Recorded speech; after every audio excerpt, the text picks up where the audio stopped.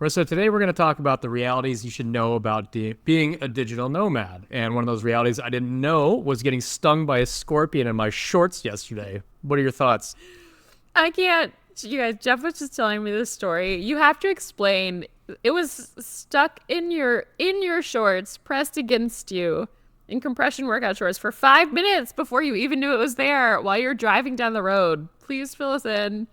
Yes, these are some of the. We'll get to some of the realities of nomad life, but you got to start with the story because it makes my skin crawl. This is not officially on our list, but wow, what a new reality that I just had to add on the pile. So I throw on some shorts because they're And you're in jogging Mexico. shorts, right? Before you tell the story, we need to say Jeff is in. Tell us where you are, what you're doing. So I'm in how long Puerto you've been there. Escondido in Mexico. It's now apparently scorpion season because it's getting hot as hell here. Rains are coming, and the locals warned me that the scorpions start coming inside, and they like to make their home in your clothes because it's dry and cool. And I found them in my clothes before, and I found them above my bed and in my sink, and they are all over the place now. So And I'm on the many. second floor, so I find them, and I don't kill them. I just kind of skydive them off the ledge, and I'm sure they're fine. But this one didn't know about it. Obviously, I'm going to put on my compression. They're like jogging shorts. They got compression on the inside, and I'm gonna go to the beach. Just nice 5 o'clock. All right, let's go play some spike ball, watch the sunset. Great, right? I get on the scooter, unfortunately, and all of a sudden feeling, ow, ow, ow, what the fuck? And I just jump off the scooter. I don't bail. I don't ghost ride it. I kind of like slow it down, and I'm shaking out my leg and slowing it down at the I same probably time. would have gotten in an accident. I'm shocked you didn't just like I wasn't going turn to very the fast. I side, just fall over, run into a car off the road. Thank God you didn't. just started getting going, so I didn't build up much speed or Oh, momentum good. yet. I was imagining you going like fast down a road when this happened. I would have been I would have been on the pavement. There's no way. There's no way I actually make it through that mentally. But I didn't know it was a scorpion yet, so I'm just going, oh God, something is, that buildup. Something's biting me, or stinging you, and you're like, oh God, it's getting worse and worse and worse. And I like get off the bike, and I start shaking my pants, and this damn scorpion flies out of my shorts. It had stung me in the upper thigh, a little too close to comfort. All right. And it lands on my bike, and it's just sitting there looking at me. I'm like, oh, you son of a gun. So it was in my shorts. Creepy. They're so creepy.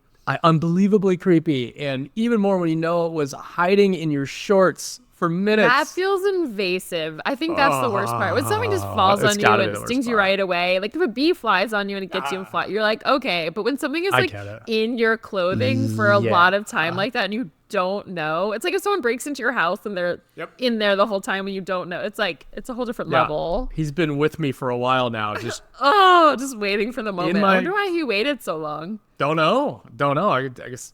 And I can't believe Being you on the couldn't motorcycle feel is- it. It was pretty big.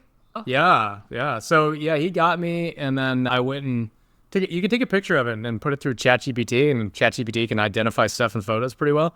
And it said, oh yeah, that's definitely 100% a bark scorpion. And there's like a version in Arizona which is really, really venomous, and then some down here that aren't quite so bad. So it said, just keep an eye on it, make sure it doesn't like get super inflamed and start feeling sick and nauseous and all that bad stuff. So I went down to the beach and had what did I have? I had an espresso martini. I thought you were gonna say you got some like ointment to put on it. You No. started drinking. Come on, read the Should room. have known. Yeah, not me. And An espresso so martini. That's not what I would have picked out for you. I would have. there's I a would have guy given that you a walks along mezcal. the beach with a cooler, and he just mixes them up in front of you and hands it to you. And yeah, Respect. it's really good. Anyways, I just sat there and kept an eye on it over the next hour, and just like kind of stung, and then it just eventually went away. So Okay. honestly, Well, that it's probably- the idea of a scorpion in your shorts is worse than the actual Yeah. sting. The panic Oh, was way they're so worse than the actual creepy. pain. They're just so creepy that when you look at them, I've run into them a lot in Costa alien. Rica. I was telling you, and there's just something when you see them about like the way they move. They're bad news, and like you are a bad harmful thing. Like I don't know, It's they're an alien. creepy. The closest thing it looks alien. like They're is so the creepy. alien face hugger thingy Yeah. from the movie. That's the closest. And the, Or, like, the thing that- way they move, they're just like a little they're so creepy. But it probably should have been number one on our list. I'm glad you said that. And I don't know why we didn't prepare it, but probably number one. Not Strange even bugs? just a scorpion, but it's just like strange bugs, animals, things that like creepy crawly things that you may not encounter in your home. Let's And, make it a number one because you've run into big insects in Asia too. Oh, for sure. Or everywhere. Central America, South America, like the snakes, the spiders, the scorpions. What else am I missing? Sometimes you just get big, but like in Bali, I remember there was this lizard. It looked like I love the geckos, by the way. Some people are scared of them, but there's this lizard in Bali that was like, I feel like it was like the size from like my wrist to my elbow, but it's like a gecko that just got enlarged. And I was like, it's so I think it's cool, but it's a little alarming when you run into it in your bathroom and you're like, there's a fucking like dinosaur in my bathroom. Or, you know, like I remember in Bali once in that same bathroom, I remember it was like an indoor outdoor bathroom and you like, I went to go like open the outside of the door to go back and like my hand was on something squishy and I was like a cute little frog. It was a frog. I love the frogs. It kind of lived I like to like live along the frogs. He was there for like a whole week with me every day. I was like, where are you? It's so adorable. Cute. I had a giant slug bathroom once and like years ago in Bali. You never know what's going to be in your bathroom in Bali, like toads, spiders, like God knows what else. I'm sure there's more, but yeah, it's like, so I remember in Costa Rica once there were these like bright neon green and black striped caterpillars. And it was just like for 2 weeks, I had never seen them before. I've never seen them since. Don't touch just, those. Like, all Nothing over bright. and they're very poisonous. So, you know, it's just kind of getting the lay of the land of what's, it's I've brightly had scorpions, colored. Don't touch scorpions in my sink when I went to brush my teeth, you know. That's the lay of the land. So that's our surprise number one on the list is when you go live digital nomad life, you might get to places where there's odd creatures and you learn to live with them. Yeah. Well, I'm not going to learn to live with scorpions. I'm going to leave. Yes, it's yours. The house is yours, sir. Yeah, Goodbye. they're creepy. That's a good one. I'm so sorry that happened to you. I hope you're not. I feel like how much are you going to shake every item of clothing you put on until you leave? I can't. I'm pulling out pockets in my shorts. Like, I'm leaving no stone unturned. People always say, maybe this is our educational tip of the day, especially if you're in places where there are scorpions, people say you should always shake out your shoes and shake out any hats. But I never thought to shake out my shorts and t-shirts. Yeah. I know someone who got stung on their head when there's a scorpion in their hat and they put it on their head. Oh God. Creepy. Oh God. Creepy. Yeah, okay. I should Anyways, always let's check move the on shoes. from this I one. don't. All right, that's number one. Oof. Jeff, what's number two on the list? Our official number 1, 2. It's hard to relate to your old friends and family. So what we mean by that is if you grew up in a town full of people, from our experience, the States who are living a more traditional, like stationary type of life, going into an office or going somewhere physical to work and then coming home and raising the family and the kids and all that kind of stuff.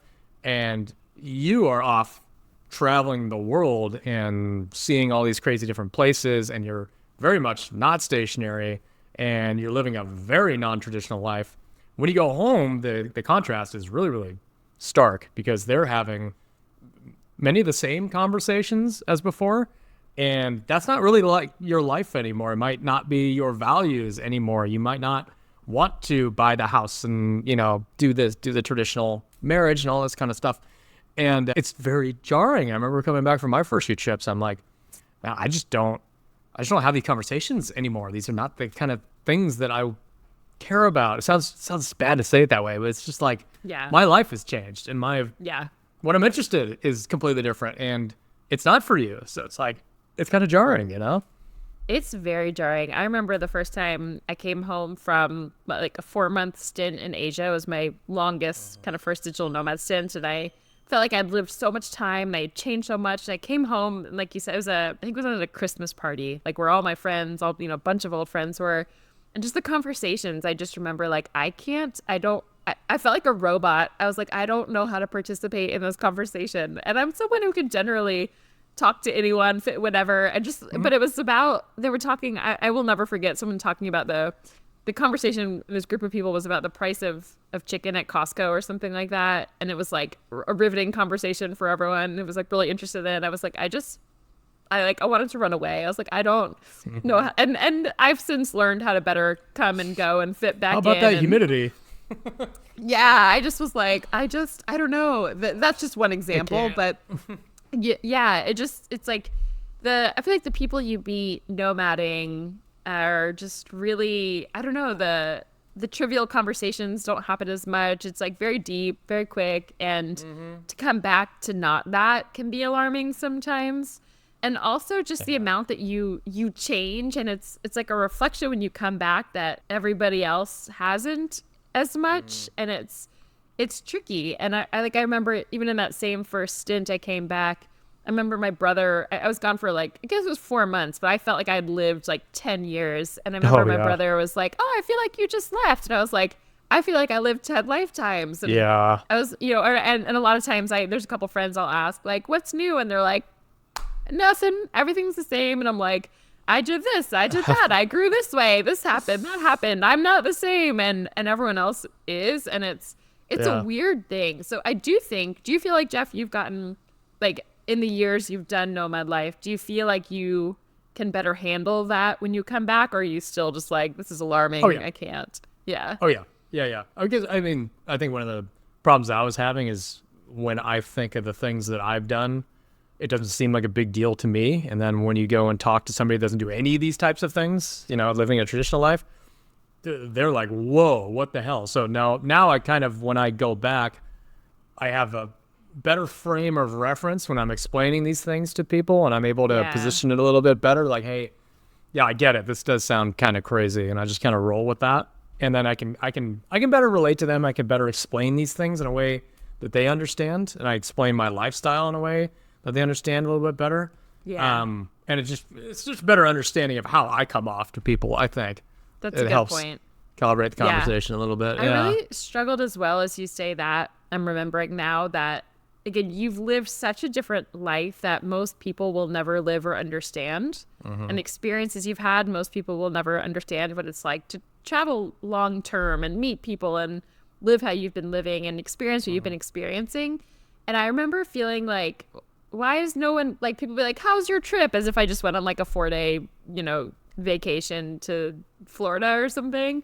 And I was like, they don't even know what to ask you, I guess is what I'll say. It's like, for someone who's never done it, I feel like it would be the same if you just went through medical school and someone was like, how was your education? You're like, I can't even begin to tell you, because you couldn't even understand it when you've never been a doctor or something like that. So, it's not anything you can blame anybody for, but I remember feeling like very misunderstood because no one even knew how to ask me the right questions about my life when they could before. Everyone I knew had also went through college or did the same job or started, it's like you've been through similar experiences until you haven't. And people don't even know, unless they've traveled, don't really even know what to ask or how to ask you. And so it can feel kind of isolating.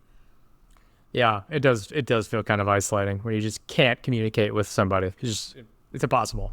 Yeah. And again, I will say I've gotten better at, like, after all these years, I know what to expect and it's not as disappointing and I know how to do it better. But it was a hard adjustment at first. So yeah, that was one thing, a reality I did not know was going to happen, but it does get better over time. All right, what's next? Next one on the list is you might get addicted to fast travel and seeing new places. I think, oh God, I can't think of a digital nomad that hasn't done this. What I mean about this is when you first start traveling as a digital nomad, it's really, really exciting, and you feel like you want to keep seeing more and more and more. And when you feel that, you tend to travel a lot faster, and you start going spot to spot to spot a lot faster. And it's a good thing and a bad thing. It's a good thing, and it's cool. It's exciting, and you're seeing a lot of the world.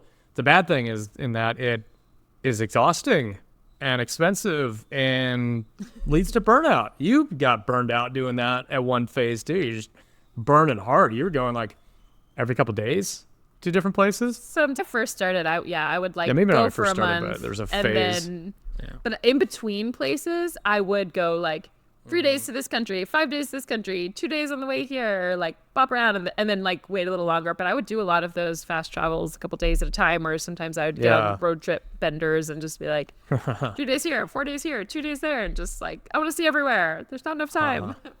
Yeah, it's not a terrible thing, but I think it's just a phase that that's just what you go through. That's just part of it.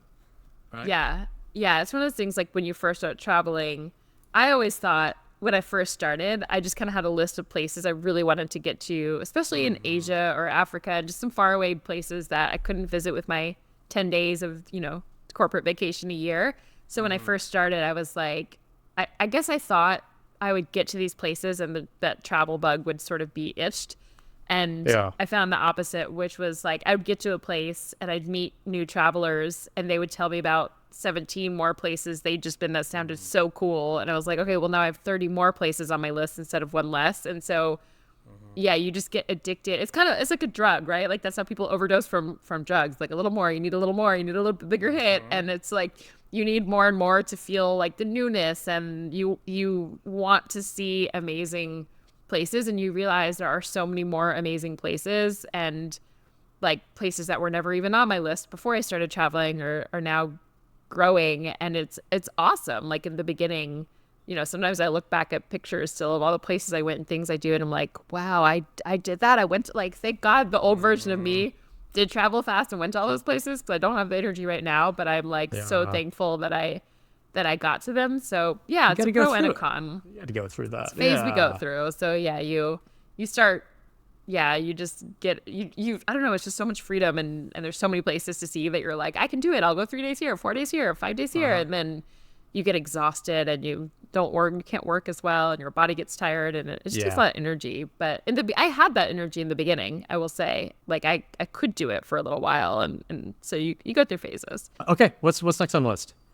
So number 3, as you kind of mentioned this, is you might burn out from from moving too fast, from traveling too much. So before, it's I guess it's just an added layer to that last one is if and when you do travel too fast, and you probably will make this mistake at some point in your digital nomad life, you can get burned out. So it might be that you're like, you know what, I want to go home for a couple months. I've been doing too much. There's like too much stimulation, too many new cultures, too much new food, too many new languages, that you just want to kind of go home and hibernate for a little bit is one way.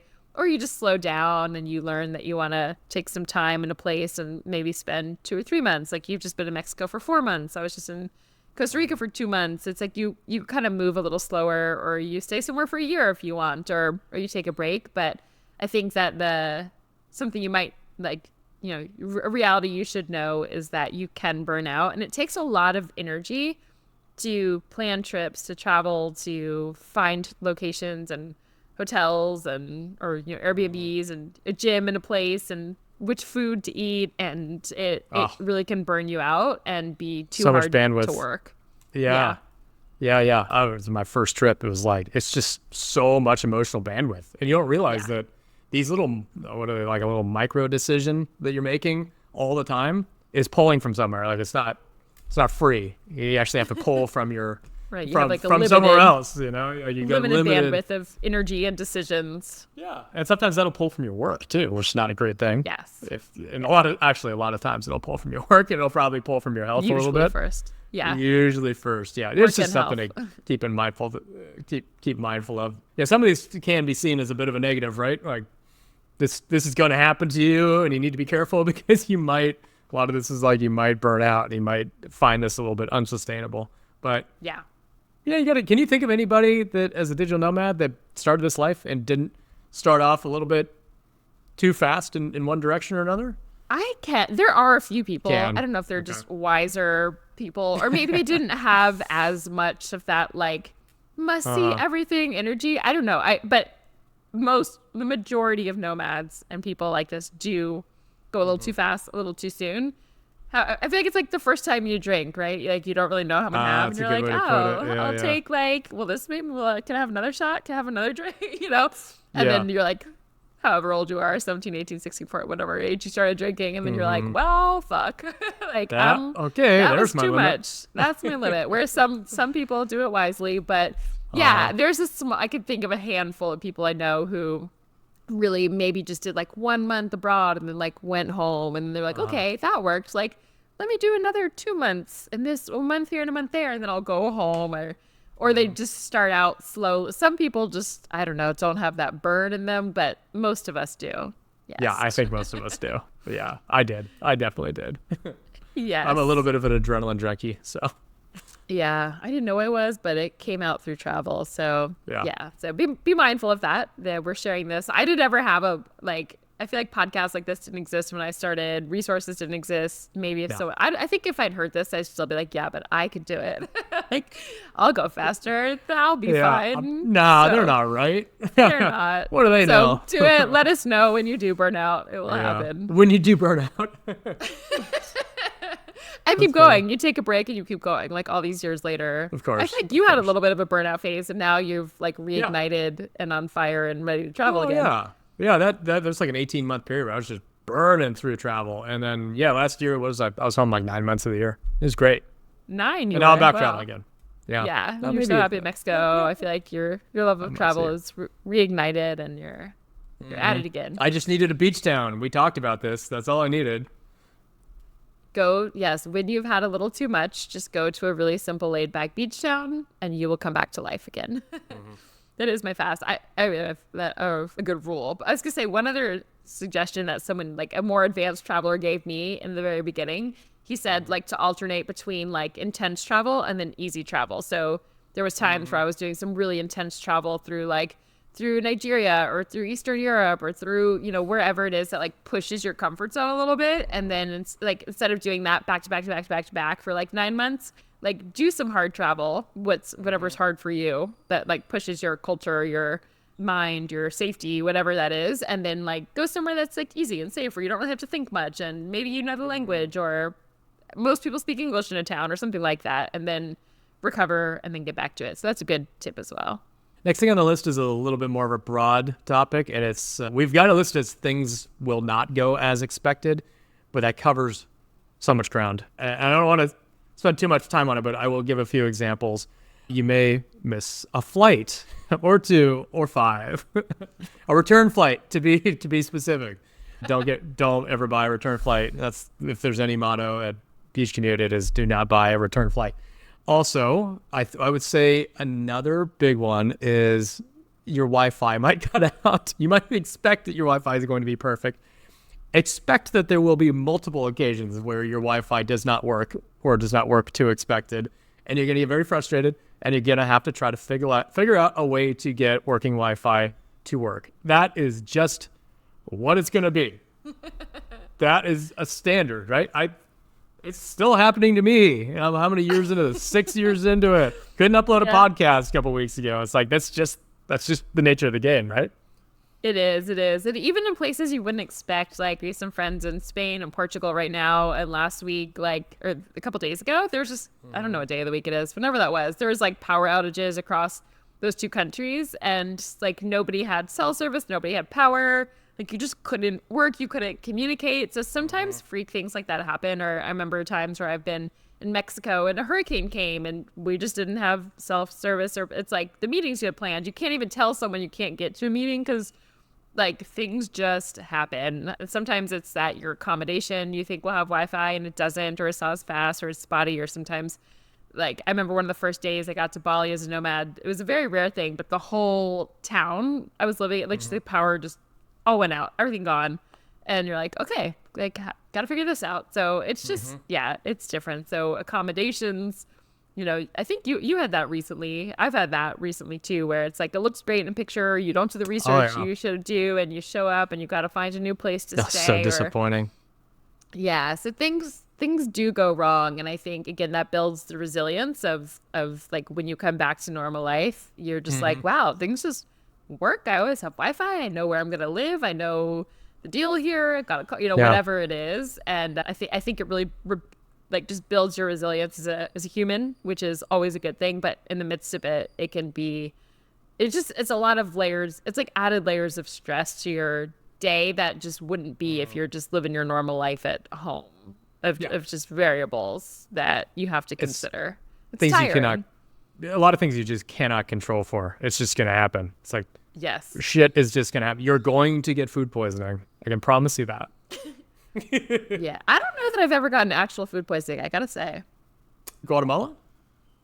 I had as a neurovirus food poisoning, we all had like, No, I don't but think it it's was- damn near the same thing. it felt the same, except 5 days instead of 1. But I don't think I've ever, knock on wood, gotten Really? actual food poisoning. Yeah, You know? seriously. Knock on wood. Amazing. I'll knock on wood for you. Thank you, body. Wait. Even in Mexico, you never had to pay the tax? No, I might. Wow. Good for you. You got superpowers. Yeah.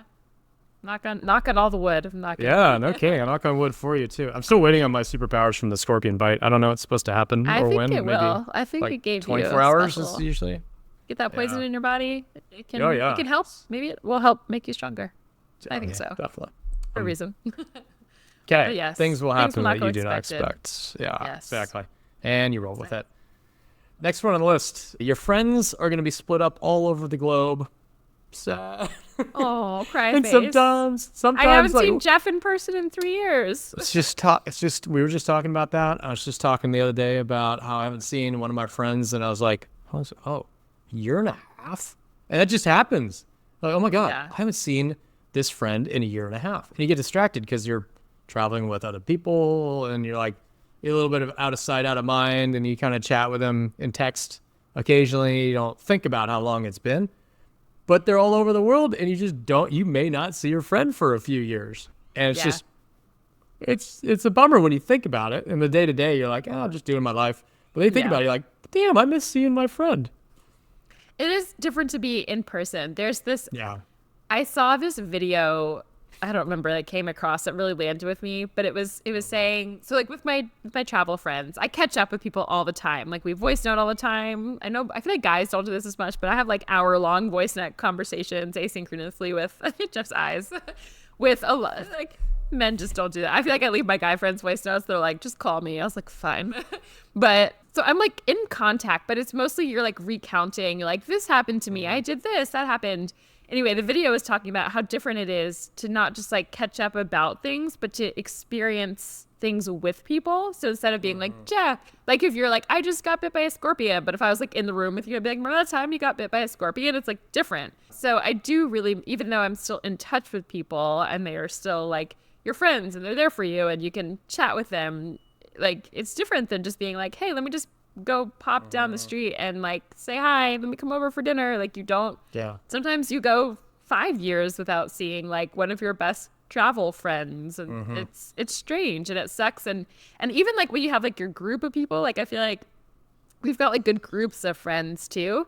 And sometimes it's like, you know, if you're at home, it's like you got your people, everyone come over for a barbecue in the backyard Friday, whatever. And here you're like, it's to coordinate 5 Nomad friends, 10 people, 20 people. It's like nearly impossible. So you don't get the whole crew together as often, and it's hard. It sucks, but it's also like I'm so grateful I made those friends and I met those people, and I think sometimes even spending a month traveling with someone, you get to know them in a way that you wouldn't know someone for 5 years of just like casual friendship at home. So you make some of the deep, and we talked about this from like trauma bonding of just like when you have traumatic experiences traveling, like you are bonded to people in ways that you just could never even imagine. So you miss them and you don't always get to see them. And it's something I didn't really think about before nomading, and it sucks. And I wouldn't trade it because I'm so glad I have those people in my life too.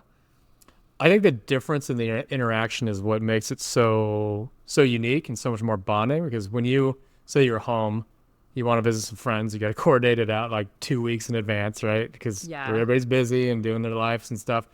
And then when you're there in person, you have to squeeze a lot of stuff into 2 hours. And so you have to talk and share and talk and share, as opposed to when you're just nomading and you're just around people, you can just live in that experience and have like observational talks. You can be quiet and be like, oh yeah, hey, you remember blah blah blah blah. Nothing's forced, and you're just kind of living and experiencing at the same time. And you're not getting everything out in like a packed 2 hours. You're just knowing who that person is in quiet times and in party times and like whatever times, food times. And you're saying because you're with people more, because you're just with them, and you don't have to put on this, you don't have to get all of our interaction out in this fixed period of time. You're just living.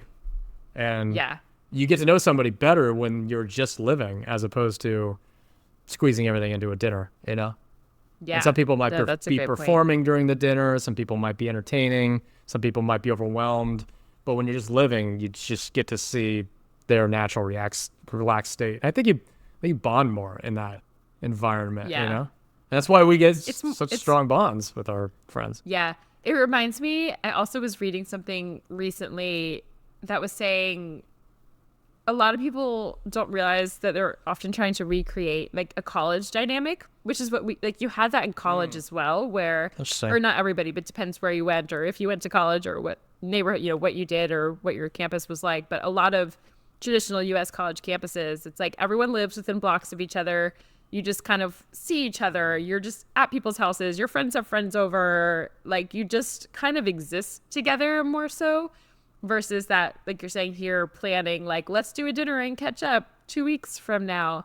And I think what I was so pleasantly surprised about and didn't expect about travel was whether you're living with someone under the same roof or just, in your own space and they're nearby, it's just more of this casual, like, hey, let's go down to the beach for sunset. You want to go on this hike later? Like, I'm grabbing dinner here. Do you want to come? Or just like, hey, we're all gathering. It's just so different than the typical US, like, interactions now, that it's just more like that kind of college life community, but as an adult in a new way. And I think I didn't realize how much I missed that. It was like, it's one of the most amazing benefits I've gained from digital nomad life. And when I come home, everyone thinks you'll be lonely as a nomad, but I was like, it's lonelier at home when you it's way are isolated yeah. in your house and you have to make plans with people and see them rarely. Whereas nomad life, it's like, there's just, I don't know. I just love the conversations where it's like, I just think of like nights in Thailand where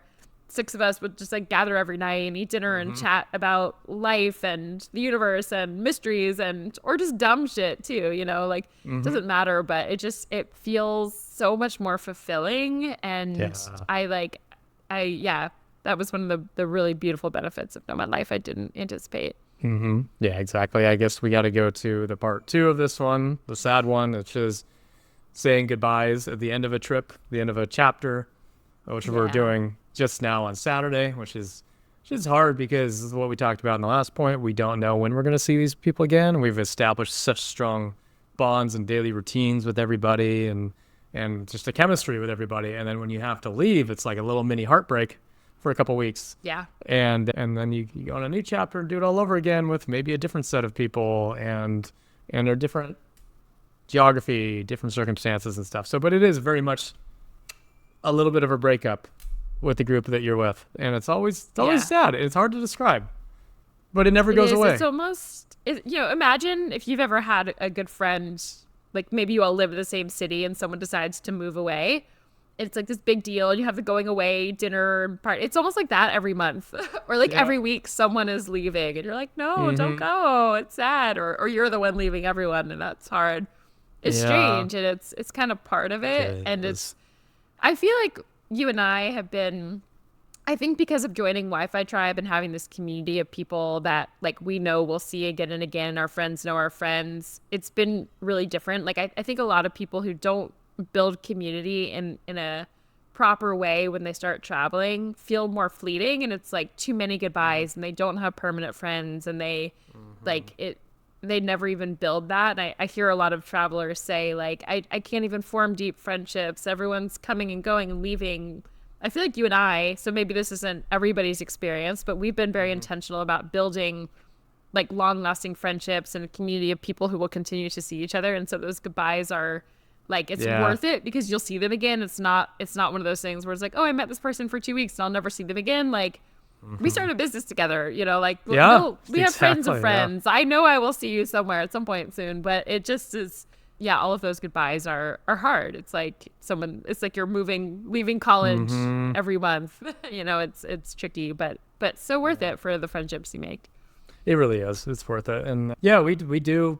We still keep in contact all the time with everybody. You and I are on the phone 3-4 times a week, not including voice notes. I still, even the friends that I don't see that often, I still keep in contact with them and have stronger bonds with them than the majority of the people I grew up with, So it's like, same. It is worth it. It's just like a little bit of a mini heartbreak. And if you do it enough times, you contextualize and say, well, I will see these people again. I'm going to see these people again then. And like, it's okay. It's manageable. It's just going through little chapters and little tiny heartbreaks, but it is part of Yeah. it. And, And even the can be nostalgia sad. of like you can't recreate, like you're leaving this little Yeah. time of this place with these people that will never be recreated again. And even if you go back to that place or you meet those people at a different location, it's never quite the same. And I look at that as leaving college too. I was like, we'll never all be together in this place at this time at this way. Like even if we all gather, I still see my college friends all the time, but when we gather, it's like a different time, a different place, and it's just like it's like you have more chapters that close often, so you have to get better at those like Yeah. closures and saying goodbyes. But again, we're just building resilience, us Yeah. little nomads. Exactly. Exactly. But it wears on you. All right, what's next? Okay, next is dating. So, what? Dating as a digital nomad. We've done an episode on that, haven't we? We have done a whole We did. episode on that, I think. Let me pull that up, and you start by Pull up the explaining this number. a little bit. It was a good Yeah, I'll one. pull up I the would number. say.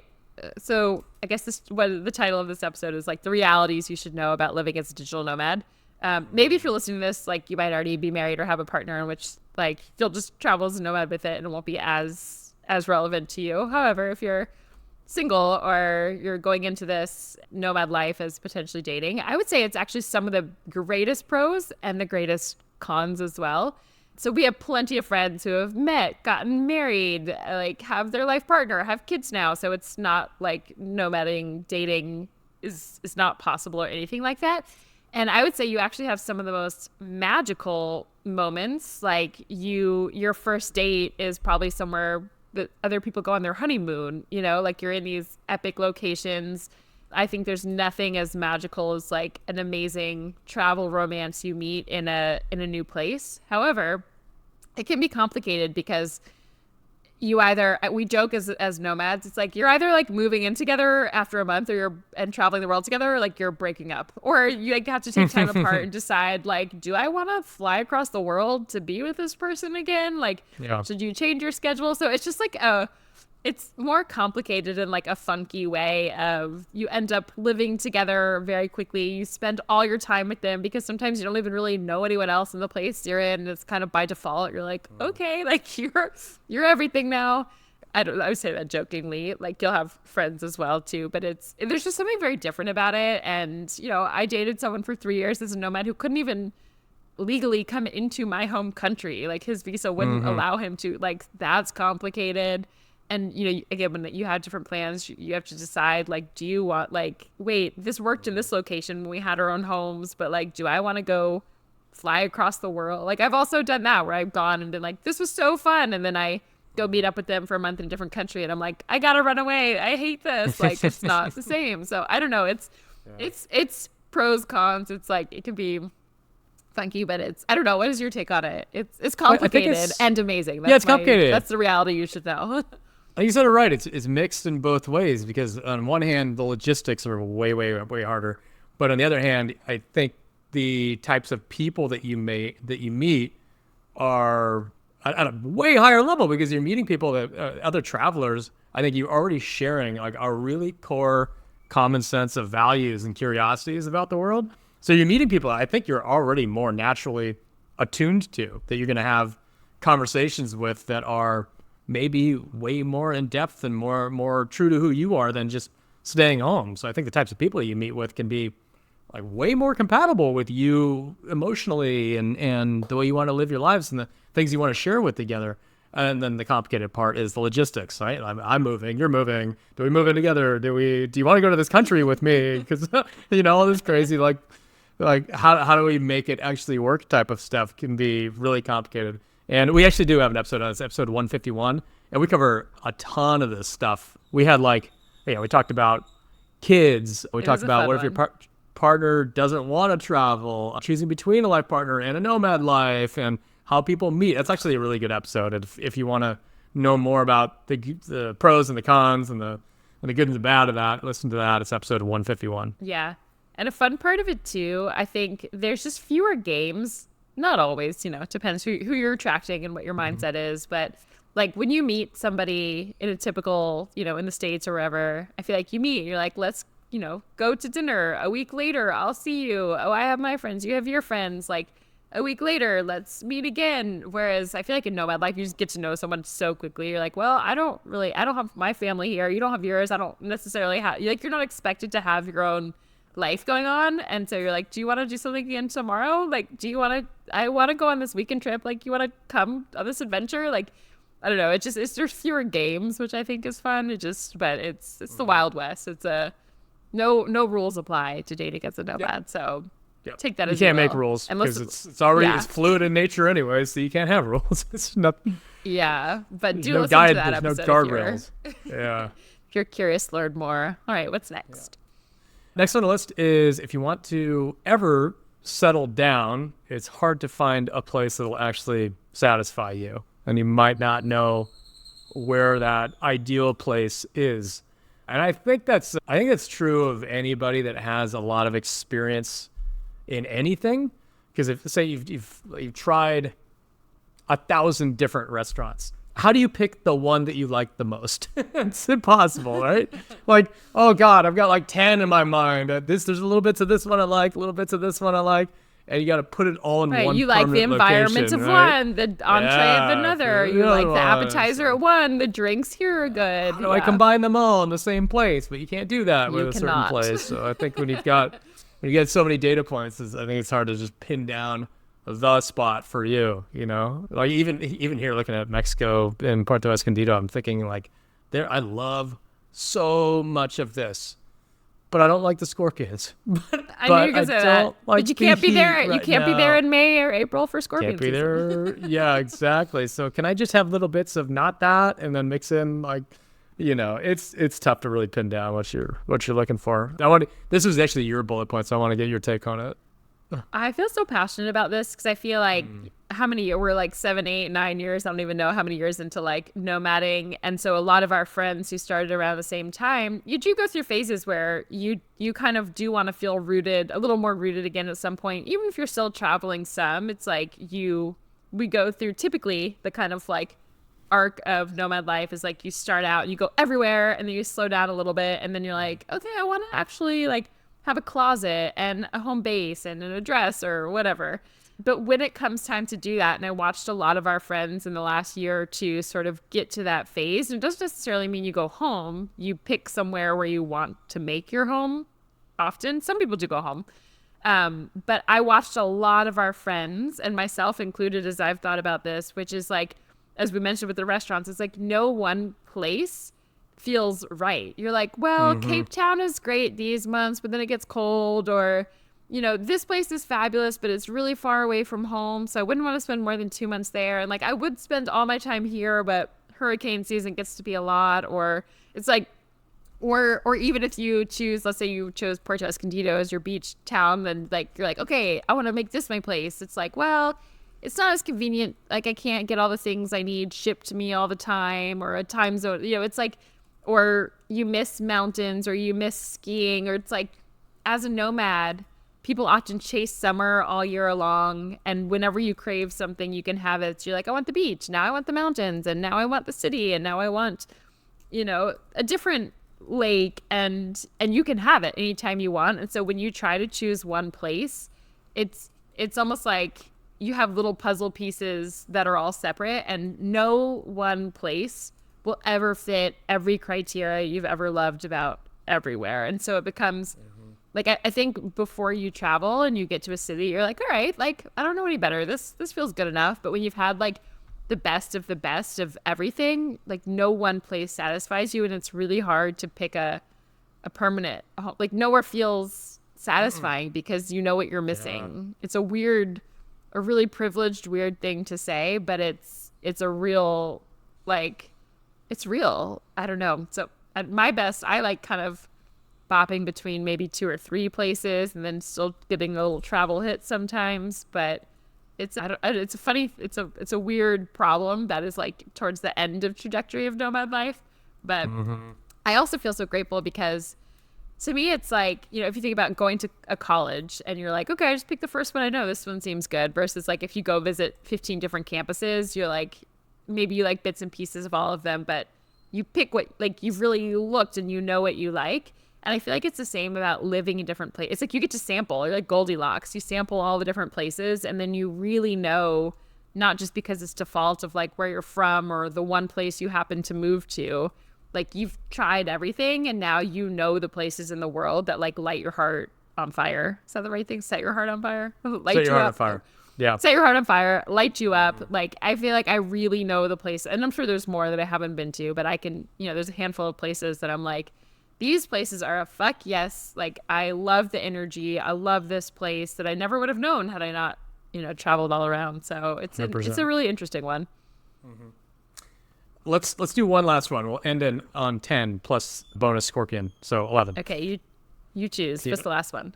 Okay, last one is your family may not understand exactly what it is you're doing with your life and think that you have Peter Pan syndrome. We've heard this phrase thrown around quite a few times over the years. And what that means is some people living more traditional lives may think that you are just in some sort of phase of your life where you're not sure what you want to do and you're kind of just wanderlusting around the world, right?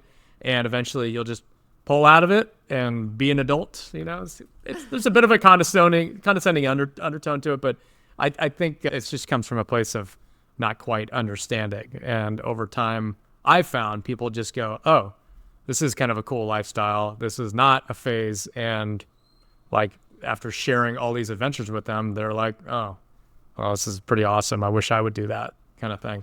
But it takes a while to get there. And some people just, I don't know where it comes from in them to think that you're in a phase and to not understand what it is you're doing and think that you're living in a fantasy. But they do that. I don't know. Maybe you've got some thoughts on why that happens. Yeah, I guess, this lifestyle wasn't really possible even 10 years ago and before that, before Wi-Fi existed. And so I think it's just unknown. And in the past, when people used to travel, you used to have to quit your job and make no money and backpack around and kind of burn through your savings. And it wasn't really a sustainable lifestyle if you wanted to grow your income or have a career or start a family or, any of these kinds of things. And so my hunch of why that is, it's like, it's just newer that it's even possible.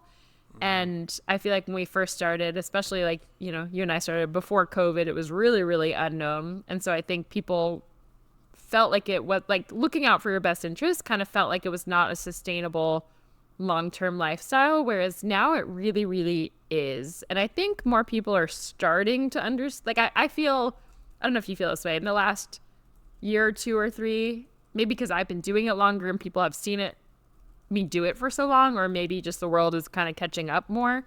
But it feels like people are starting to understand a little more that it doesn't have to end, that you're not just Peter Pan thinking you can stay young forever. I'm like, you really can. And travel is proven to keep your brain younger and like feel like you're getting more life into your life. And I think I now have more people being like, I want to be living your life. I wish I did that, versus like, oh, you poor girl, like you'll come home soon. But yeah, a lot of people don't understand it at first until they see you. If there's that quote that say like, when you first do it, people will call you crazy, and then they'll ask you how you did it. Have you ever heard that quote? No, I don't think I have. It's one of my favorites. You usually get these quotes wrong. I do. I nailed that one. You did? Okay. I think I did it right. Yeah. First they call you crazy, then they ask you how you did it. It's something along those lines. Maybe it's not right, but I feel like maybe just we've been doing it long enough. But that's usually the trajectory. It's like you do something so different that people are like, you're crazy. Like, come on home and talk to me about why this failed when you're done.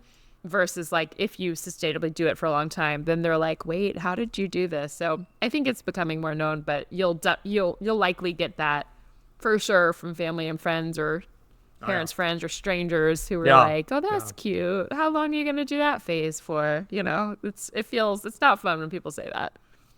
Yeah, no, it's not fun. But eventually, I think if they're open-minded enough, they get it, and then they appreciate it, and then they want to know more. So I think with most people, it'll come around to that. But it is very unusual to them. They're just like, I just don't get it.